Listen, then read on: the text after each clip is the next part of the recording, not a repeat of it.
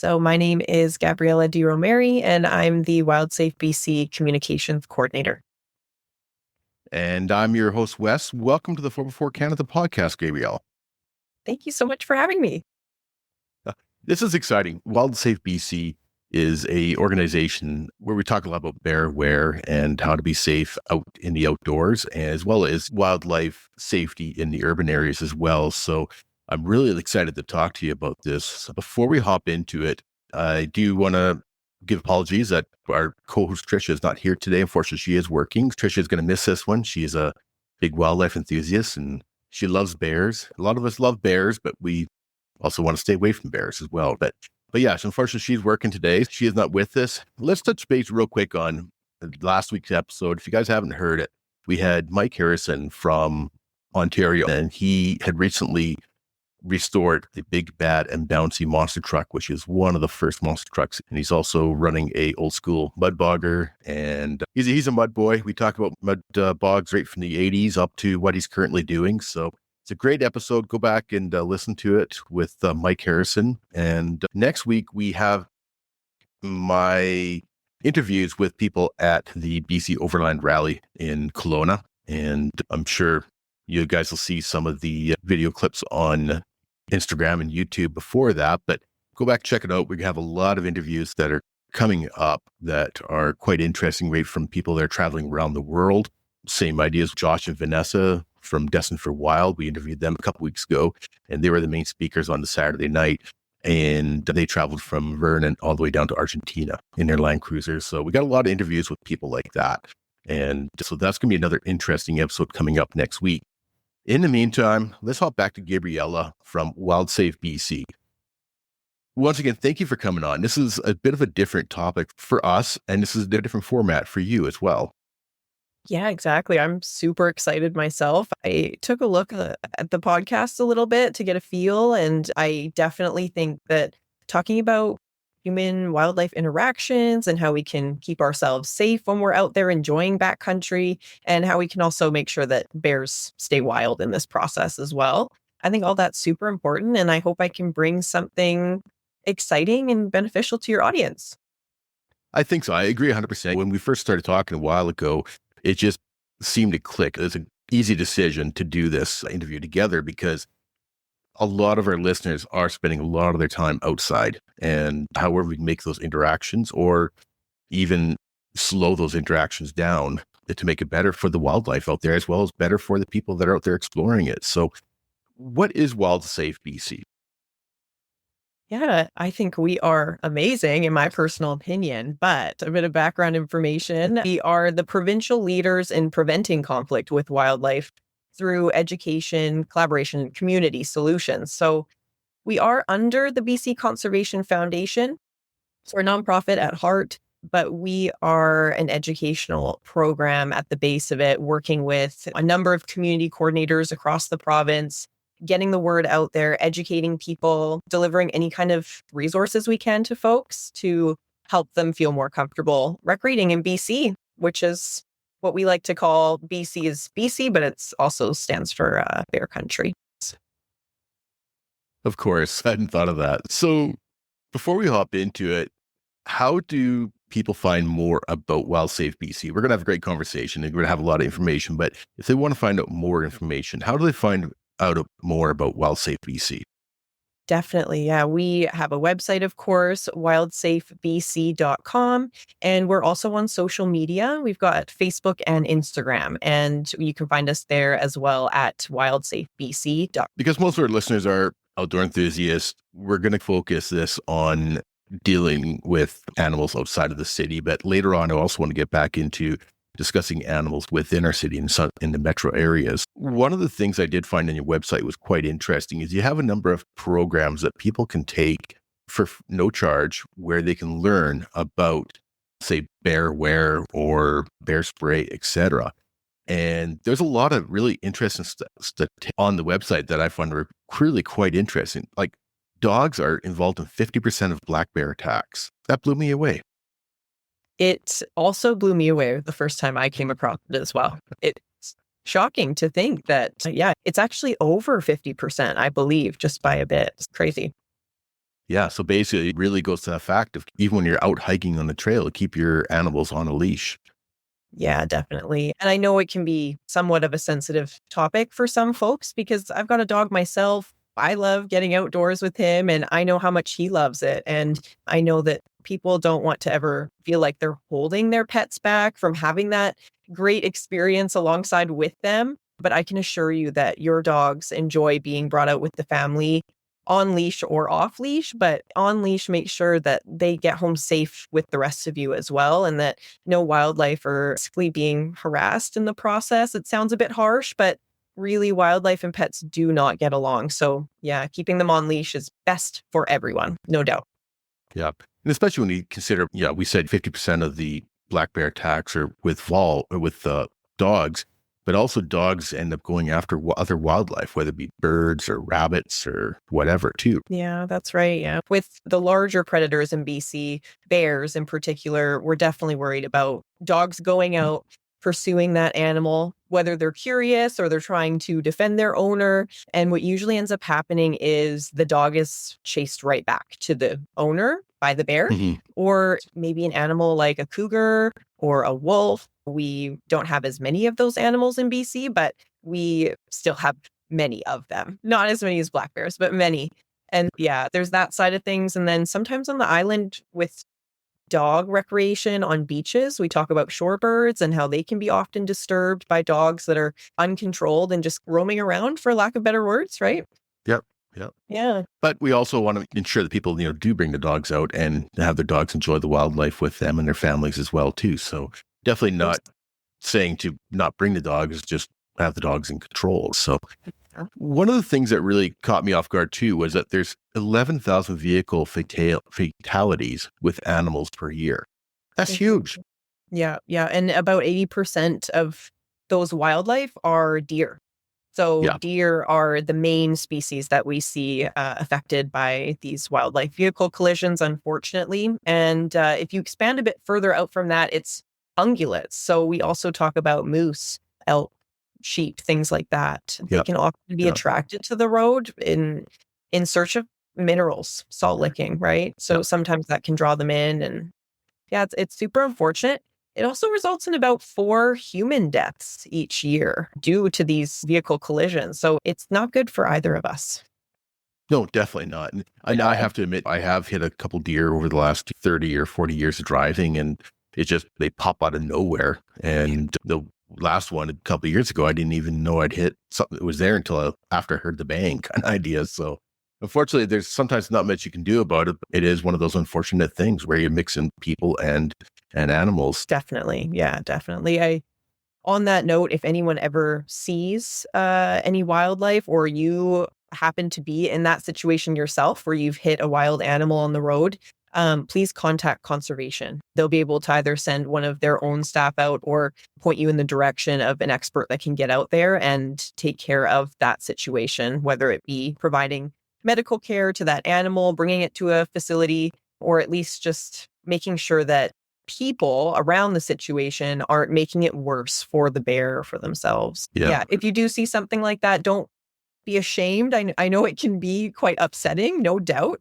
But yeah, it's important to, I would say, speak up about it. Don't be embarrassed or ashamed of, because they do come out of nowhere. They really do sometimes. Yeah.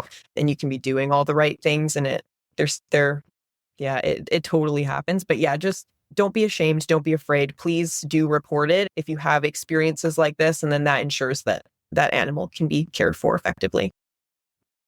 Would that be something like where you would report it directly to your local conservation office, or is there a provincial number that they can contact? Yeah, it would be the conservation officer. They've got a 24-hour hotline, so a number you can call, and that is the RAP line. I can maybe bring it up here. I know I've got to save my contacts, but Yeah, no, it's termed as like that poacher's hotline, but it's for any wildlife conflict at all that you'd like to report to BCCOS. That would be where I would start at least. And then you can also look into if there's any local rehab facilities or wildlife experts in the area that work with rehabbing wildlife. Even if they don't handle deer or a bear, if that's what ended up being hit, they can definitely point you in the direction of the right person that can help. So that phone number for conservation is 1-877-952-7277. Beautiful. One thing I've actually done with the wrap is they've got a great logo with the phone number and that as an image. And I've saved that image on my phone in one of my folders. And that way it's just easy to do, or else you can save that in your contact list as well too. Because the wrap line is not only say like for conservation, but it's also where report people that are dumping and stuff like that, as well as poaching and stuff like that too. So it's a very important number to have on hand for sure. Yeah. So let's hop into bears. They are wonderful animals. They are curious animals. They are cute animals, but they can also be a danger to humans and their animals around them and that too. Most people I find that don't really know exactly how to avoid bears and what to do when they do an encounter in a bear. Can you break that down for us? Definitely. I'll do my best because most valuable piece of information I can share right off the top of my head is that the more you can learn about bears, their behavior with each other, with other wildlife, the body language that they'll display during an encounter, the more you can learn about that, the safer you truly are going to be because not every situation is the same. And there are a number of different types of encounters that can occur. So if it's in the backcountry, and so this isn't in your backyard, you can consider encounters grouped into two categories. It would be defensive or predatory. And so defensive involves when you've gotten too close to a bear and something that bear cares about, whether that's itself or cubs or a den or maybe a carcass nearby. Um, in that situation, you have essentially made that bear feel like it's being pushed into a corner, and animals are going to do what they can to survive. So they are going to defend themselves as best they can. In a predatory response, it's a little bit different. And this is where, unfortunately, a bear is actually looking at humans as a potential food source. Now, this is very rare. However, it has happened. And it's important that we're aware of it being a possibility out there. Just because, yeah, humans definitely don't fit into their typical food pyramid, but we are animals like the rest of any kind of moving, living, breathing creature that they could come across. And if they think they might be able to find a meal, they're opportunistic and super intelligent and very strong. I find that Yeah. people tend to underestimate how strong a bear can truly be. Yeah, so maybe I'll leave it there and then see where you want to take that if there's anything. I mean, I agree. There's most times I've seen a bear, pretty much every time I've seen a bear outdoor, and I've seen lots over the years, they have, for the most part, been more scared of me than I am of them, kind of idea, right? So they'll take off or drive along, and a friend says, "Hey, there's a bear in the tree," and you look up, 20 feet, and there's a bear in the tree. Yes, I guess he heard us and climbed the tree. Quite often they want to avoid you just as much as you want to avoid them, from my experience. But there is also times where they are hungry and they're looking for food, especially first thing in the spring when they're coming out of hibernation and they're hungry after sleeping for months, as well as when they're trying to bulk up in the fall time too. You definitely want to now. Let's talk about maybe how to be proactive when you're out, say, camping and you're at a rec site, or you're not even at a rec site. Maybe you're out, camping out in the middle of nowhere and there's no other people around. How can we be more proactive when we are out camping? Yeah, great question. And when it comes to camping, the biggest thing is making sure that you're not leaving out any of these items that could potentially attract an animal to your site. We see this a lot at provincial campsites or private campsites where different sites are rented out and turned over quite often. And Yep. if wildlife conflicts, for example, a bear getting into a cooler, is brushed under the rug time and time again, this creates a real habit. And so it gets to the point where, like more campers come in and it doesn't really stop. The campers come in, they might be upset that there's a bear around, they feel unsafe, they're unsure about the facility, they don't come back. And then the next person, that spot opens up and the next person comes in and they're not happy either. And Yeah. usually that doesn't end up being good for the bear either. There's not too much of a tolerance out there for bears that start approaching people, start accessing food around people, or even trying to break into structures. We've seen bears trying to get into vehicles and buildings and such after that habit has gotten so out of hand. Yep. So making sure that you don't have any of that stuff around your campsite. Now, what is that stuff? I get asked that all the time. What are these things that we should be looking out for? Biggest things, like I said, are cooler, anything used in food preparation, food itself, garbage. But good rule of thumb, it's anything that could have a potential scent. This even includes bug spray. This would include sunscreen. This would include toothpaste, your deodorant, citronella coils. So anything at all that produces a scent, and remember that bears have a much stronger sense of smell than we do. So even if you can't smell it, if you know that this item could have a scent, then that actually needs to be put away in a bear-resistant container or in a hard-sided vehicle and locked when you're not at the campsite or overnight when you're sleeping. Please don't ever bring food into your tent overnight. That's something we hear about a lot. So you overlanders with your rooftop tents, bears can climb trees, so they can climb ladders. Definitely.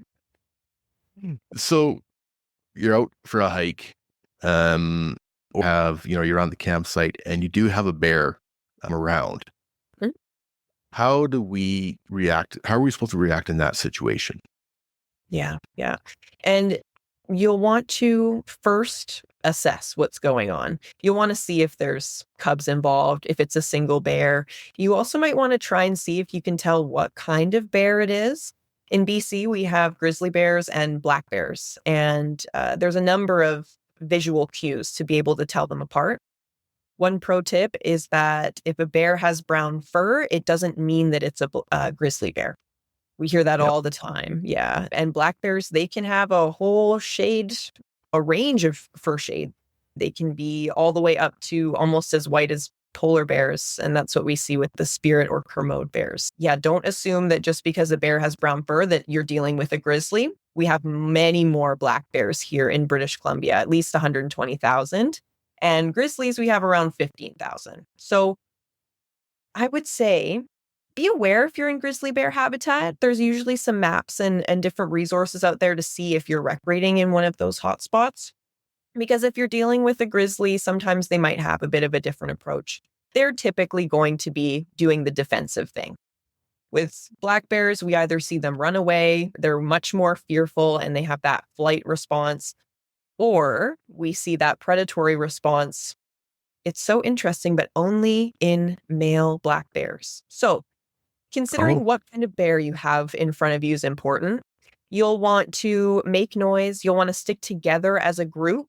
You can try and make yourself look big. If you've got a jacket on, you can unzip it, open it up, open an umbrella up.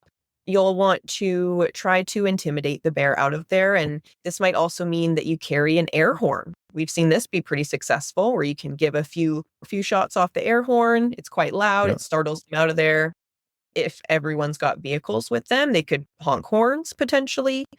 And then always as well, we recommend carrying bear spray when it's safe to do so, and knowing that being sure that you know how to use bear spray. Carrying it is not good enough, unfortunately. You do want to be prepared, that you know what to do, the steps, how to handle bear spray. And instead of figuring it out in the moment, you don't want to be left scrambling. Exactly. So that actually leads right into my next question about bear spray. How do you use it? Where do you get it? And is there proper ways of storing it? Yeah, absolutely. So, where to get it? I'll start there. It is readily available across Canada, and it is regulated by Health Canada. So there's a Yep. few regulations around it, but what's good to know is you don't need a permit to carry bear spray. It's not like a firearm, and you do need to be 18 or older to purchase. However, you can be 16 or older to use bear spray. Just a bit of background on that. What is in bear spray is capsaicin pepper. So it actually attacks the mucous membranes. That would be eyes, mouth, nose, throat. And it is a humane way of protecting yourself during a bear encounter when you understand that attack is imminent. Okay. It's not a repellent like a bug spray. I know that sounds a bit funny, but we have had a few stories come in where people have sprayed it preemptively on their tent or on their bags, and then that ruins the vacation right away. So, yeah, you want to use it when attack is imminent for sure. But it's that pepper ingredient that does the job, and it basically stuns the animal and it gives them an opportunity to like second guess their actions potentially and maybe think that you are the bigger, badder thing and go somewhere else. And then that gives you the opportunity to also get out of there. When it comes to transporting bear spray, it's important to know that you can't fly with bear spray. So if you are flying to a destination in BC and you're planning to do some kind of backcountry stuff and you want bear spray on you, you'll have to purchase it once you land. Right. With topic as well, if you don't end up using it, usually you can contact local solid waste or any recycling depots because they might have recycling programs there if you don't end up using it, because typically you don't. Is this something that's available at, say, like Canadian Tire kind of in their outdoor department, or Yeah, any of basically a lot of your outdoor related stores then, right? definitely. Yeah. Canadian Tire, definitely. Most outdoor outfitters. And then Yeah. also online. I believe there's a number of different places online that you can order. Okay. I have to admit, I've never bought bear spray or brought it with me, but I do a lot of solo hiking and solo camping. So it's probably something I should look at. Yeah, it's worth it just because we talk about it in a way where it's like a seatbelt, it's like a first aid kit. You never really hope to use it Yeah. or need it or rely on it, I guess I should say, but you're sure going to be glad that you did have it on you if you ever run into a situation like that, for sure. And it can Yeah, actually definitely. be it's been found to be more effective at protecting yourself and avoiding severe injury during an attack as compared to a firearm. So even if you're a hunter, we're not telling you to not bring your firearm. Hunting is obviously it's totally okay. There's Yeah. a whole genre of people that hunt, but bring bear spray too. Have multiple tools for multiple situations. Another comparison we like to make is you can think about a soldier going into war. He's going to have maybe a long range gun. He's going to maybe have a short range gun or a grenade or a knife. Like he's got different tools for different levels of combat. And so you can consider that when you're packing your bag for camping. And if you're going hunting, pack that bear spray too. Yeah, excellent idea. Like I say, I've got everything. I got the first aid kits. I got all my recovery gear. Always have a what I call a bug-out bag in my Yeah. truck where I can load it up and I can hike out 10 kilometers or 20 kilometers with everything I need to start a fire or whatever. But I've never actually thought about bear spray before until you and I started talking recently. So Mhm. that'll definitely be on my shopping list for sure. I do have a funny story about bear spray. Friend of mine, Terry Ann, she explores off road on Instagram, and I know she shared the story on there, so she's not going to hate me sharing it. But she got to work one day. She opened up her door, and I think she had it in the pocket in her door, and it Mhm. went off inside her vehicle. Yeah. So I think she's found a better spot to store it now because it ruined her day. Oh, yeah. Safe storage spot as well, where it doesn't have the opportunity to move around for sure. Yeah. I've Um, heard a similar story if you've got the time for me to mhm, quickly throw it in. It was after one of the bear spray demos I had done for a rod and gun club. And this gentleman was sharing about how he often goes out into the backcountry on horseback. yeah, And so he had all of his saddlebags and he's got all of his gear. And there wasn't a bear. There wasn't any kind of wildlife encounter, but the horse spooked in some way. And so basically, in that situation, he was like, okay, I'm going to get off instead of waiting for this horse to freak out and for me to go flying off this thing. So yeah, I'll get off and check out the situation. We can walk out of here on foot. And so he goes to dismount the horse. And if you've ever been on horseback, you swing your right leg over the back of the butt of the horse and you yep. come off the left side. And when he did that with his heel, he knocked the safety off of his bear spray canister that was hanging out of his one of his saddlebags and it dispersed. And it was facing in the direction of the front of the horse. So Oh no. unfortunately, this poor horse got I don't think it was a big dose, but definitely Yeah. some blowback. And it was already like semi spooked. So it ended up just taking off. It was gone. And so he was sharing in that moment. He was like, yeah, I learned right then and there. That is why everyone says wear bear spray on you and never put it in a pack. Never put it in your backpack. And even in a vehicle, like there are travel totes. They've got like a screw lid with the foam on the inside that's there in case they Okay. accidentally leak or burst. Yeah, that's the best way to do transport in the vehicle as well. And always keeping it on you when you're actually hiking or doing your activities out there. Also, with like mountain bikers, ATV, instead of strapping that to the bike, strap it to you because you're going to need to access it quickly, easily. And there's a big difference between grabbing something right off your hip and being ready to use it versus, oh, I got to take my backpack off, zip it open. I got to ruffle through there, find what I need. And then you're doing what you need to do. That's a really good point. I hadn't thought of that, to be honest with you. And yeah, you're bang on with that because it's going to take you time to get your backpack off. And I was thinking, okay, yeah, you can hang it on the side of your backpack or whatever. You're better off to hang it off your chest straps or something like that, or your shoulder straps, and a Yeah. lot easier access for sure. Yeah. We try to aim for about 2 seconds to deploy your spray. So as long as you're wearing it on you in a way that you can get it out and access it and spray it within the 2 second-ish time frame, then you're good. Sometimes we've heard about people clipping it with carabiners. And Mhm. that takes over 2 seconds. You're fumbling with that for a little bit longer. So think about what works, right? And everyone's different. Some people wear crossbody or they'll do like a leg holster or arm, even. Like I've seen so many different options, and it's just whatever is most natural to you.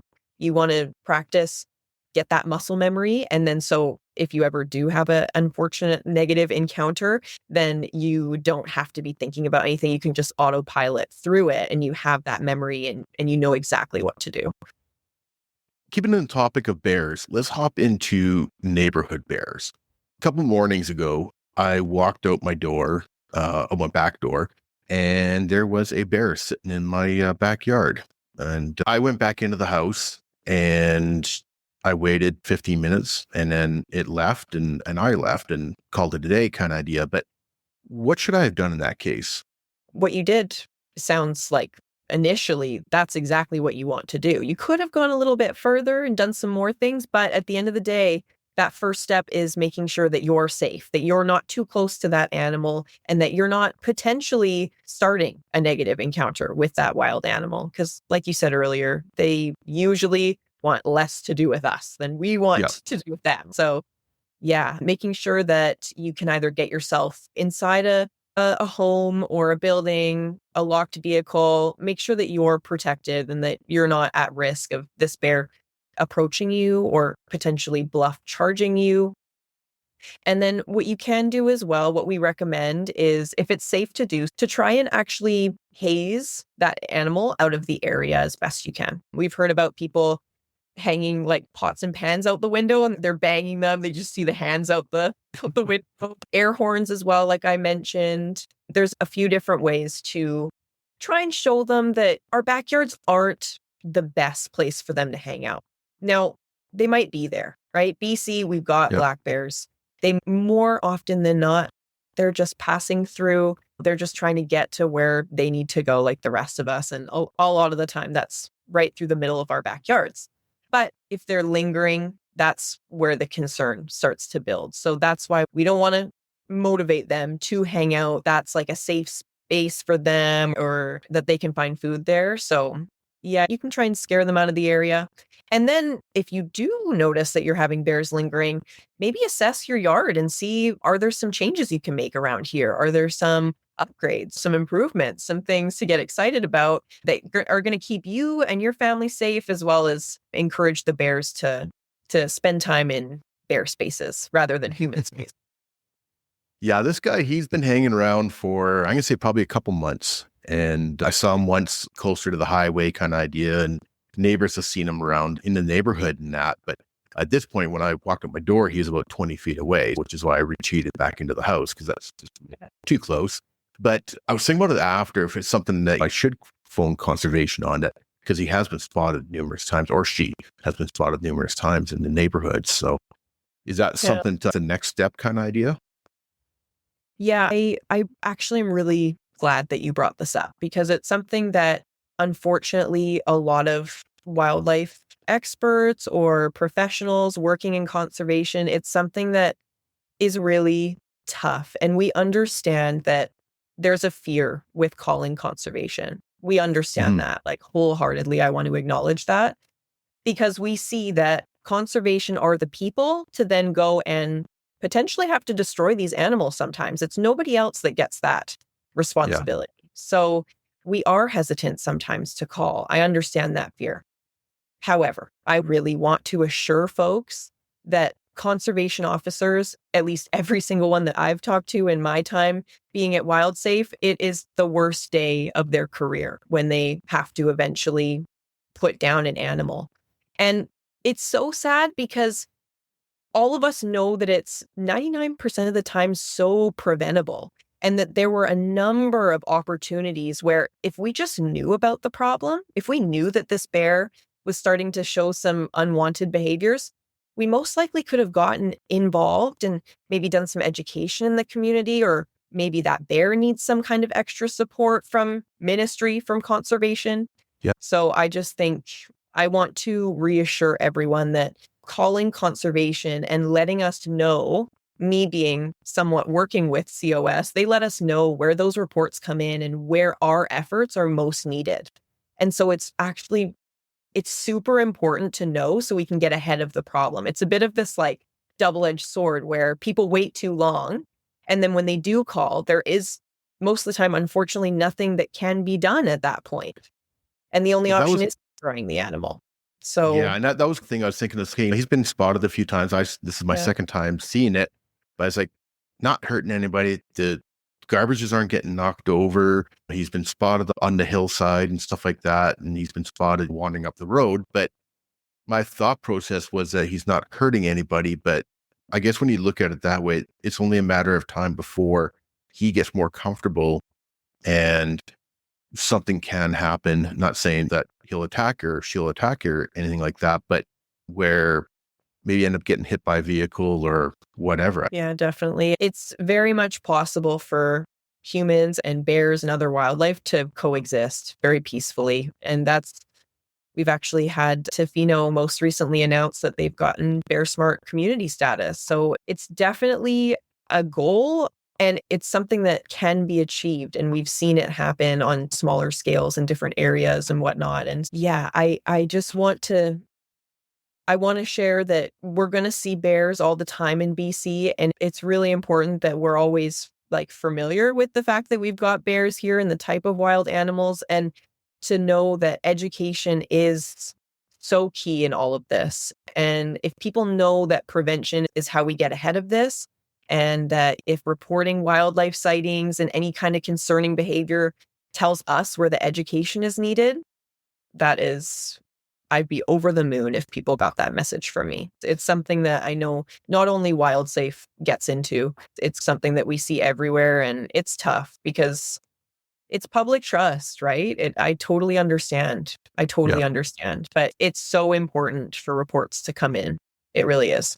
I guess if that's one of the biggest things that people can take away from this conversation is not only how to react when you see a bear, but also to call it in to help eventually protect the bear in the long run. Yeah. Yeah. Yeah. COS, their primary mandate is public safety. A bear has to get to a point of truly no return in terms of public safety for them to consider things like that, at least at this point, right? I'm Yeah. not sure about historically, but yeah, no, at this point, it has to be like a bear has attacked a person. And even sometimes we see defensive encounters where a dog has approached that bear and maybe the bear came up and just ever so slightly swiped the person. That bear is not put down because of that. That was regular behavior. That was expected behavior from that bear. And COS, what we have seen is that they do not destroy those animals. They destroy the animals that are breaking into homes, that are predatorily attacking people, like those really, I would say, somewhat rare cases. When you think Yeah. about fact that we've got 120,000 at least black bears in BC, and then say we've got, I'd say 1,000 conflicts or something like that. I don't know the numbers off the top of my head. They're on BC Gov, but the numbers, when you compare the two, it's wow, okay, there's actually so many bears that are doing just fine. And that's Yeah. awesome. But it's this little urban population that we really need to focus on and care for as best we can, make sure they stay wild and unfed Yeah. by people. Yeah. Exactly. That's Yeah. a big thing too. You take a look, even simple things like, say kamloops or the Okanagan, there's a lot of places where there's fruit trees. A lot of people Yeah. have fruit trees in their backyard, and that is an attractant for these animals for sure. Oh, yeah. Oh, yeah. I do like fruit trees, livestock, pet food if you're feeding your pets outside. Another one people really don't think about is bird feeders. And we're seeing this come Mm, up more and more with time, actually. Seed bird feeders, but also hummingbird feeders. Bears, they know that there are really high amounts of calories in there. You can think of hummingbird feeders like the syrup that goes in there, almost like honey, yep. like Winnie the Pooh. Like it's not that far off. Yeah, it's another thing with bird feeders that if you have a bird feeder and you're in an area where bears are frequenting, consider taking it down and switching it for a bird house instead, or at least only use a bird feeder in the winter months when bears are most likely to be hibernating. But best advice is to just maybe not do a bird feeder if you can. I never thought of that before. That's really interesting. Yeah. I do have a couple bear stories for our listeners. We got a few minutes here, but I grew up on a small farm and we're about 20 minutes to our closest town. And so we always had lots of population out there, deer or bears and stuff like that. And I remember we had a situation, we had two deep freezes out in one of our sheds alongside the woodshed kind of idea. And I remember there was a bear that was getting into those freezers. And Dad thought, okay, we live with these bears all the time. And so we don't want to shoot them if we don't have to. So he put up a big sheet of plywood over top of the door. The bear managed to tear that off. So Dad thought, okay, I'm going to back my truck up against it and nail it again so the bear can't tear it off from the bottom. The bear hopped into the back of the truck and tore it off from the top and breaking the plywood. So my dad hears this thing about 6 o'clock in the morning. And with the way my mom tells the story is even funnier, but there is a bear running with a frozen turkey in his mouth. And there's my dad running after it in his underwear with a gun, shooting off in the air. The bear's just hoofing it with this Okay. frozen turkey. So persistent, hey? Like they are Yeah, just so intelligent. It is insane. And we see it with the bin testing when they do bear resistant bin testing, like just yeah, how if you leave a bear with one of these bins, like they are so motivated to get into it. Yeah, it's very interesting. Have you ever yeah. looked into like electric fencing for stuff like that when bears are breaking in and heed a ante a little bit? We did. That was the worst time we had it for the Mm. bears breaking in. And that was a number of years ago. Yeah, we didn't really worry about it too much after that. There was a fire in the area and they had to be evacuated for 10 days or something like that. And when they came back, bears had gotten into the house. Yeah, And so, of course, they got into the fridge. They ripped the door off the fridge and the freezer and ate what they could. And they enjoyed all the things like yogurt and different things like that. But they also got into the bags of flour and they found flour all over the inside of the house. big And there mess. was something, I can't remember what it was. There's something that one of the bears found that it really enjoyed. And you could tell it would take it and steal it and eat it underneath one of the trees and hide it from the others because they found all the wrappers. I can't remember exactly what it was, but found all the wrappers underneath one of the trees. So they figured out that, okay, this bear took all of them and hid them from the other people, right? Or the other bears. That is too funny. That is truly Yeah. too funny. And actually, it reminds me of some posts I've been seeing on social media, not from us, so I don't want to steal any credit, but really good reminders out there about the heat right now and how if you are keeping any ground level doors and windows open, to maybe reconsider and try and do your upper level windows or patio doors, things like that instead. Because bears, if you're in like an area where, yeah, there's a higher population of bears, there's been stories of people coming like out down the stairs and a bear is entering the house on its own, right? It's not breaking in at that point because Yeah. It's just smelling the food that you've got inside and you've left the door open. Like, it's funny. It's It's like your you own invite fault. ring. It's a bit funny. Yeah, I guess there's another reminder as well to keep your doors locked. And yeah, when you're camping and you got food in the car, keep the car locked and all that good stuff. Yeah, because bears can open up doors, and sure, they can figure it out. They're smart animals. Oh, yeah, they're so smart. And something that is interesting to consider sometimes is when it comes to bear resistant product testing, for an item to be considered bear resistant, it needs to be inaccessible by a bear for an hour, 60 minutes. And then they cut the test off. I've actually always thought about, I wonder if we just let these bears have access to one of these containers or storage, like, would they eventually be able to get in after like multiple hours, days? I don't know. Yeah, Does it depend what's in there? I don't know. So who knows? But I've thought about it for sure. Maybe I'm not the only yeah, one. they are very persistent and very smart animals. So, WellSafe BC also does work on awareness of other animals as well. As we Mhm. mentioned, a lot of the animals are more scared of you than you are of them. Deer is a perfect example, but there's lots that are not. And I've come across cougars when hiking or driving, and those always make me a little leery. I know I've been stalked by a cougar while I was snowshoeing, Mhm. because you could feel it. You could feel something, right? We didn't know what it was. Eventually, we turned, said, okay, this doesn't feel right. We turned around and we come across cougar tracks on our snowshoe tracks. And Mm. we just got out of there very fast. But what is something that people should be aware of when you confront, say, a cougar, for example? Yeah. What's good to know is that a lot of the bear aware information translates over to other animals. Not all of Mm. it, but a Yeah. good majority of it. One similarity is that you never want to run. You Yeah. never want to run from a bear, from a wolf, from a cougar. It doesn't matter. Please don't run. They're all faster than us. Every single Yeah. one of them. We're actually slow peers. Yeah. So don't try your luck, please. And otherwise, same things of sticking together as a group. If you've got multiple people, knowing that you do have safety in numbers. Actually, like, the Mhm. more people you have in your group, the more intimidating you are to wildlife, and the less likely you are to have that encounter in the first place. Cougars also really respond well to that make yourself look larger piece with the jacket or an umbrella. I've also heard people, like, they put their backpack on a stick and wave the stick up in the air, just different ways to make Yeah. yourself look bigger. Making noise, keeping dogs under control, and bear spray is also effective on other wildlife, not just bears, too. Yeah, I think a lot of times animals are not after us, but there is times when they are hungry. And sometimes you can even say, I mentioned that I could feel it. We could feel something there, but we just couldn't see anything. And that was scary as hell. So that's why we decided to Yeah. get out of there. But obviously not run, like you say, and don't bother climbing a tree when you come across some of these animals, because Yes. bears and other animals, cougars and all that, they can all climb trees a lot faster than you can. So Oh, yeah. And grizzlies too. Don't assume that grizzlies don't climb trees just because black bears do. They can both climb. Definitely. Yeah, and the running thing, it's a bit, I get it. Hey, your first instinct is going to be to turn and run. yeah, No doubt. I totally get it.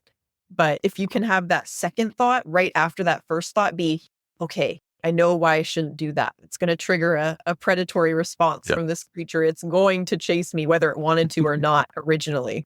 Yeah. Yeah, definitely. So so looking through your website, I've been on your website quite a bit since I started talking to that, and I've learned a lot. And I do have to recommend that people check out the WildSafe BC website. There is a lot of really great information on there. Like as I mentioned, there's a couple little courses, but there's information, there's brochures and everything on there. So one of the things I did see was the WildSafe Ranger program. What is that all about? Yeah, so that is our school program for it's really K to 6, but we Yep. definitely extend it up to do middle school, secondary school ages. And it's so fun. It's our way of getting the kids involved, getting them aware of the animals that they share British Columbia with. And they're usually very motivated to get involved. They want to be part of that change, right? And so the second that you ask something of kids, they're usually like they're the stewards behind all of this. Like, they are just obsessed. So it's been so fun. And I believe it's something like over 10,000 kids. And since the inception of WildSafe, that we've been able to do all these students, it's really fun. We've got different kind of activities. If you are curious about if you've got a kid yourself or you're a teacher potentially, we've got a number of resources that you can bring into the classroom or bring to your kid yourself. And then if you've got a coordinator in the area, like totally reach out to us and we do free Wild Safe Ranger presentations. One of our community coordinators will come out and do something in the classroom or take the kids outside. And we've got games and even a coloring contest that we run each year. It's a lot of fun. It's really neat. You and I were talking off air about our mutual friend, Frank Ritzy, and what a wonderful gentleman he is. And he came to my ex's classroom and we asked him, I know it's a few years ago, but asked him to come and do a little presentation. And the kids absolutely loved it. They had so many questions for him. Okay, he's got to go. Half hour later, okay, he's got to go. There's so many questions. And it's so neat to see those kids so enthused and interested in something that is really neat. And so I think this whole WildSafe Ranger program and working with teachers and classrooms, I think is absolutely wonderful idea. Yeah, we've just had a blast doing it. Like when we ask our coordinators, it's one of their favorite parts of the job, no doubt.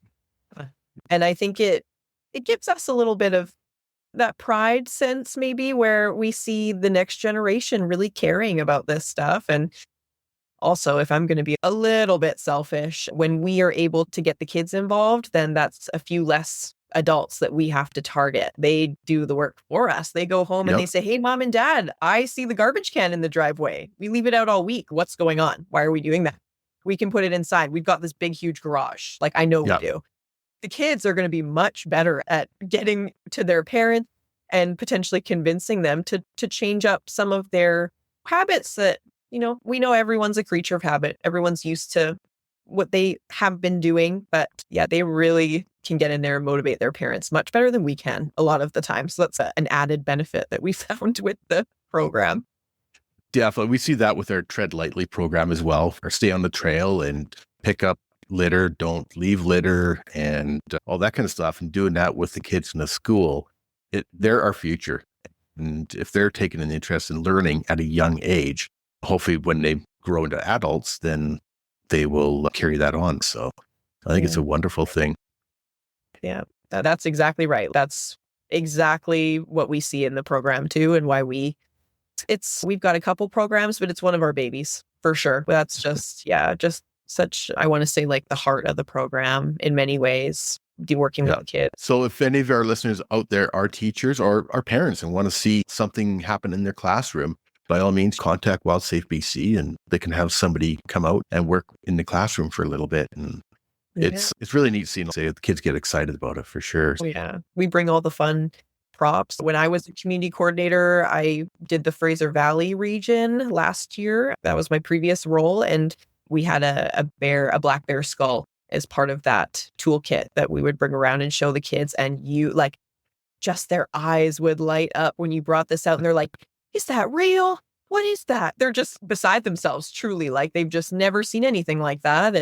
And yeah, it's honestly so cool to be able to say that's a part of our job. Like we get paid to do that. It's really really so fun. Oh, it definitely is neat for sure. So is there anything that we have missed that you wanted to talk about or mention? Maybe I'll just mention for any viewers who are looking for more background information about wildlife and how to keep yourself safe. We do offer a number of courses, but we have a free 30-minute course that's pretty good at just touching all the main points. It's a little bit more in depth than what I was able to share with you today. So I recommend checking that out. You can find that on our website. It's called Bear Safety Run Meeting. And then also I'll maybe share that if there's any local businesses out there, we also have a WildSafeBC business pledge. So if you want to set the example in your community that you're, keeping your staff safe, keeping your patrons safe, as well as keeping local wildlife wild, it's free to take the pledge. You get some resources, you get some training if you're within one of our community program areas. And then you get a free little poster and some promotion through us too. So it's a bit of a two-way street, but really you're doing it for the animals. And yeah, if anyone's interested in that too, more information on our website. And then if you're interested in taking that pledge, you can email bc@wildsafebc.com. Perfect. I took that 30-minute course a couple weeks ago, and it was interesting. I learned a lot. There's a lot of stuff in there that I didn't realize. I knew some of the basics because I've been outdoors for 50 whatever years, but there's a lot of stuff I hadn't thought about. And there's a lot of Yeah. information. The fact that 50% of the interactions involve dogs and things like that. So it's really interesting, I found. There's some good little videos in there to watch throughout the course, and it's more enjoyable than sitting there watching Netflix for a while. Oh, okay. That's high praise. That's high praise. Oh, how much people love their Netflix. I'm no different. So yeah, thank you so much. I'm glad you No, enjoyed it. yeah, it was really neat. So definitely recommend to our listeners to check that out on the WildSafeBC site because I found it really interesting. I'm a geek that way, so maybe it's just me, but I really enjoyed it. All of us at WildSafe are big science geeks. We're big nerds. So don't worry about it. Once again, we're talking with Gabriella from WildSafeBC. And as we mentioned, check them out on Instagram and Facebook, as well as their website has got tons of information. And that's a great starting point to learn more about dealing with animals and in the outdoors, as well as animals in the metro areas, and especially bears. And there's so much information on the website. Check it out at WildSafeBC. And once again, I want to thank you for taking the time today, Gabriella. It was a great conversation, and I know I learned a lot. So hopefully our listeners have as well.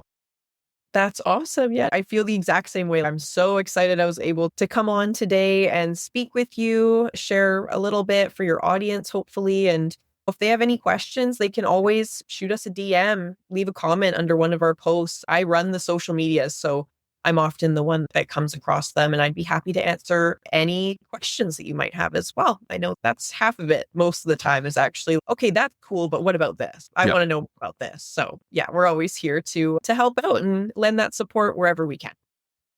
Yeah, I really appreciate you coming on board today, and we will chat soon.